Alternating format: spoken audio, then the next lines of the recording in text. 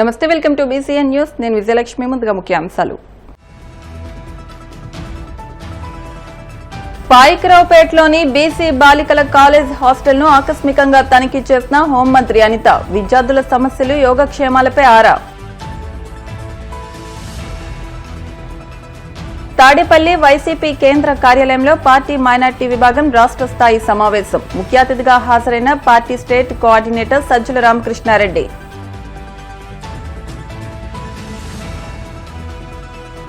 Mangalagiri Janasena party కార్యాలయంలో జనవాణి కార్యక్రమం. ప్రజల నుంచి అర్జీలు స్వీకరించిన పి గన్నవరం ఎమ్మెల్యే గిడ్డి సత్యనారాయణ.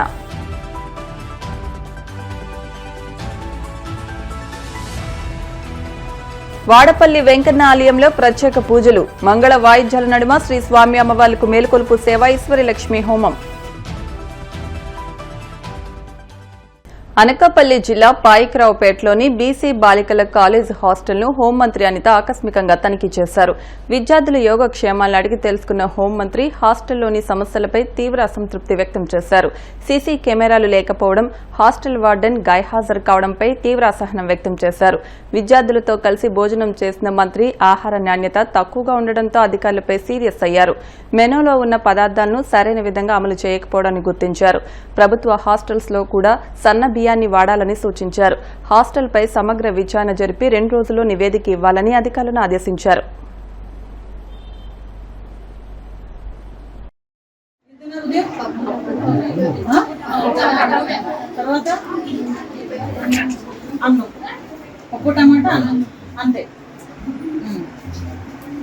ఇవి స్నాక్స్ ఏమి ఇచ్చారు? మరి ఏం తింటారు వచ్చిన తర్వాత? ఇప్పుడు ఏమి కూడా రోజు ఏమి ఇస్తారు? అందరూ చూసి చెప్పదు మేడం.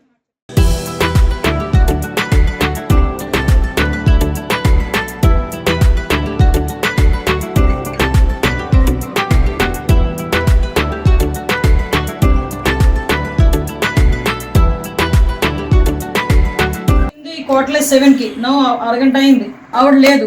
కనుక్కోవడం ఏంటమ్మా? పనిష్మెంట్ కాల్ఫర్ చేయండి. సీసీ కెమెరాస్ లేవండి కనీసం గర్ల్స్ హాస్టల్ దగ్గర. ఇమీడియట్ గా రేపు ఒకసారి వచ్చి విజిట్ చేసి సీసీ కెమెరాలు పెట్టించండి. ఇక్కడ మెనూ కూడా ఎగ్జాక్ట్ గా వెళ్ళట్లేదు పిల్లలకి. ఎంక్వైరీ రాస్తున్నారు, ముందు ఎంక్వైరీ రిపోర్ట్ నాకు పంపించండి. ముందు ఆవిడ మీద డిసిప్లినరీ యాక్షన్ తీసుకోండి. 44 మంది ఆడపిల్లలను వదిలేసి 5 గంటలకు వెళ్ళిపోయిందంటే ఇవి ఏమనుకుంటుంది? నేను ఇక్కడే ఉంటాను, నాకు అన్ని పట్టుకుని రిపోర్ట్ పట్టుకుని.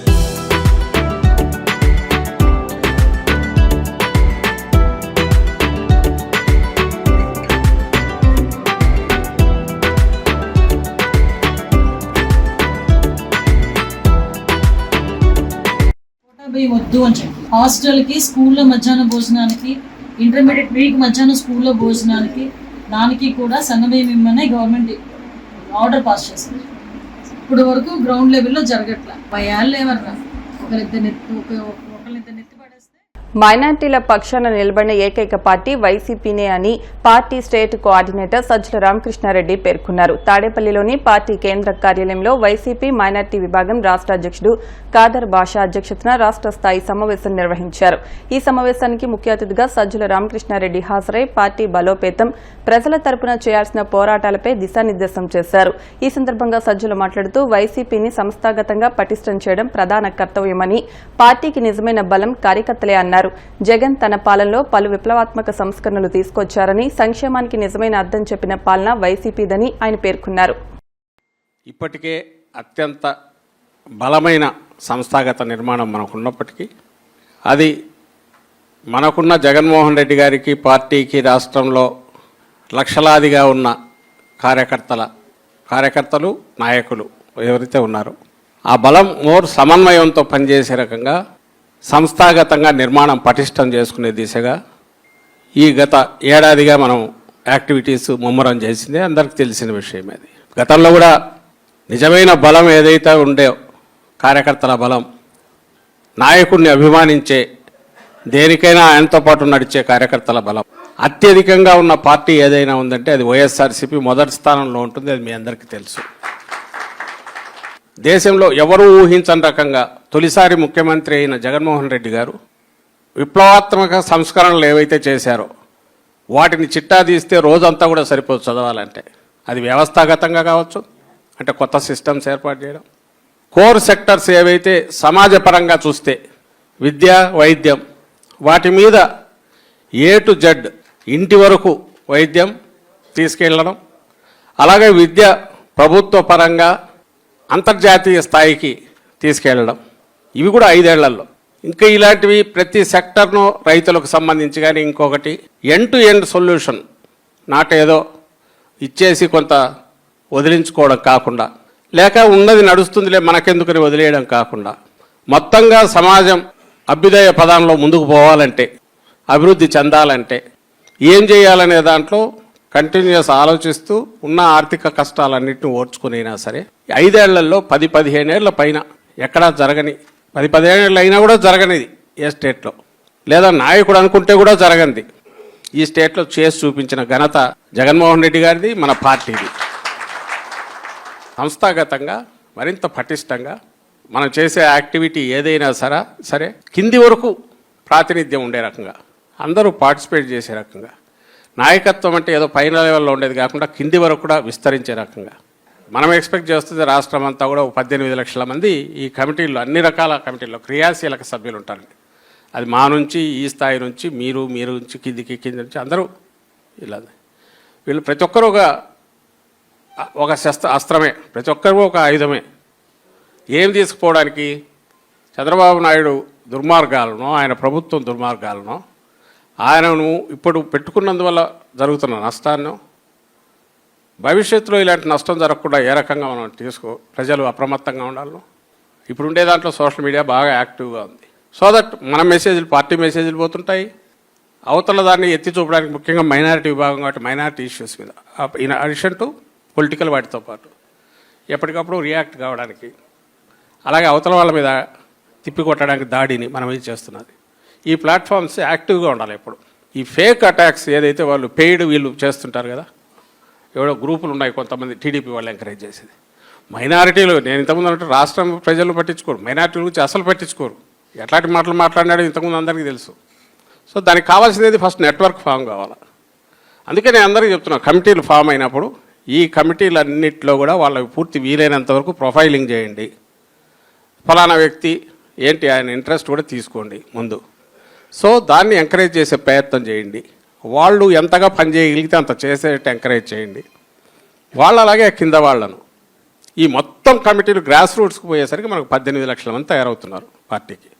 జనసేన పార్టీ ఎమ్మెల్యేలు జనవాణి కార్యక్రమంలో పాల్గొని రాష్ట్రంలోని పలు ప్రాంతాల నుండి వచ్చిన ప్రజల సమస్యలకు సంబంధించి అర్జీలు స్వీకరిస్తున్నారు. అనంతరం వాటిని అధినేత దృష్టికి తీసుకెళ్లి పరిష్కరిస్తామని హామీ ఇస్తున్నారు. ఈ నేపథ్యంలో మంగళగిరి జనసేన పార్టీ కేంద్ర కార్యాలయంలో నిర్వహించిన జనవాణి కార్యక్రమంలో పలు ప్రాంతాల నుంచి వచ్చిన ప్రజల నుంచి పి గన్నవరం ఎమ్మెల్యే గిడ్డి సత్యనారాయణ అర్జీలు స్వీకరించారు. పలు సమస్యలపై తక్షణం సంబంధిత అధికారులతో మాట్లాడి పరిష్కార మార్గాలు చూపారు.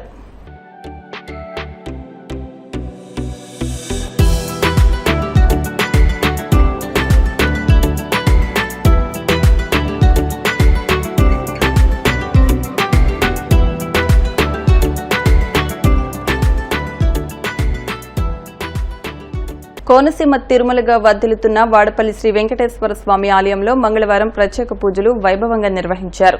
మంగళ వాయిద్యాల నడుమ శ్రీ స్వామి అమ్మవార్లకు మేలుకొలుపు సేవను నిర్వహించిన అనంతరం ఐశ్వర్య లక్ష్మి హోమాన్ని జరిపించారు. అర్చకులు శ్రీ స్వామి అమ్మవార్ల వసంత మండపంలో అష్టోత్తర పూజలు నిర్వహించగా ప్రత్యేక అలంకరణలో ఉన్న స్వామిని దర్శించుకుని భక్తులు తరించిపోయారు.